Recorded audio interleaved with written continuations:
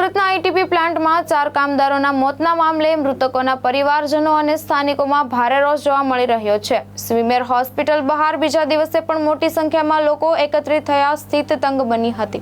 સુરતના આઈટીપી પ્લાન્ટમાં 4 કામદારોના મોતની ઘટનાને લઈ મૃતકોના પરિવારજનો અને લોકોમાં ભારે આક્રોશ જોવા મળી રહ્યો છે। સ્વીમેર હોસ્પિટલ ખાતે પોસ્ટમોર્ટમ રૂમ બહાર બીજા દિવસે પણ મોટી સંખ્યામાં લોકો એકત્રિત થયા હતા અને ન્યાયની માંગ સાથે વિરોધ નોંધાવ્યો હતો। પરિવારજનોએ મૃતદેહ સ્વીકારવાનો ઇનકાર કરતા સમગ્ર મામલે વધુ ગરમાયો છે। લોકો દ્વારા જવાબદારો સામે કડક કાર્યવાહી અને ન્યાયની માંગ કરવામાં આવી રહી છે। હોસ્પિટલ પરિસરમાં મોટી સંખ્યામાં લોકો એકત્રિત થતા સ્થિતિ ગંભીર બની હતી। પરિવારજનોએ ચેતવણી આપી છે કે જ્યાં સુધી ન્યાય નહીં મળે ત્યાં સુધી તેમની લડત વધુ ઉગ્ર બનાવવામાં આવશે। મારું નામ પ્રવીણભાઈ દગડુભાઈ પૈસાને। પ્રવીણભાઈ, શા માટે તમે અહીંયા પીએમ ગ્રુપ પર એકઠા છો? શું માંગણી છે?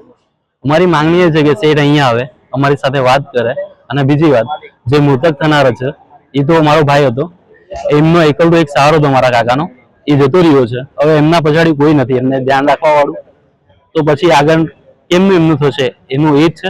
અને એક જે ભાઈ હતો યોગેશભાઈ કરીને, એમની વાઈફ હમણાં પ્રેગ્નન્ટ છે, 5 મહિનાનું માસ છે, પ્રેગ્નન્ટ છે હમણાં, અને એનો બાળકનું ફ્યુચર શું રહેશે આગળ, એ જ અમારી માંગ છે કે એ આવે અને વાત કરે અમારી સાથે।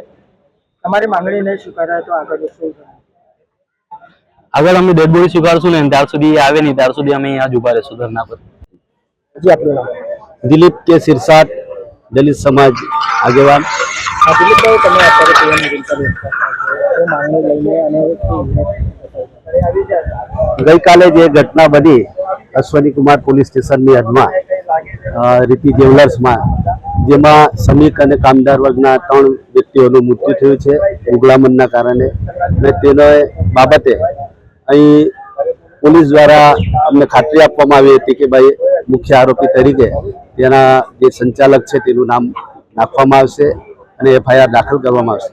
પરંતુ આજે જે એફઆઈઆરની નકલ આવી છે તેમાં મુખ્ય આરોપીના નામ તરીકે સંચાલકનું નામ નથી, માટે અમે નક્કી કર્યું છે કે જે મૃત્યુદેહ છે જ્યાર સુધી એ આરોપીમાં એમનું નામ ન આવે ત્યાર સુધી આ મૃત્યુદેહ અમે લઈ જવાના નથી।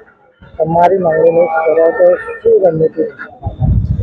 જો અમારી માંગણી સ્વીકારવામાં ન આવે તો અહીંથી અમે આ જે લાશો છે એને લઈ નથી જવાના અને પ્રતિક ધરના કરીશું, અને તમામ જવાબદારી લાગતા વખતે તમામ અધિકારીઓની રહેશે। મારે ખાલી ન્યાય જોઈએ, ખાલી મારા છોકરા માટે ન્યાય જોઈએ। પેલું શેઠ આવીને અમારે હાથે વાત કરવી જોઈએ, બસ બીજી કંઈ માંગણી નથી। હજી બોડી નહીં લઈ જાઉં। ભાવેશ ઉપાધ્યાય, દ્રષ્ટિકોણ ન્યૂઝ, સુરત।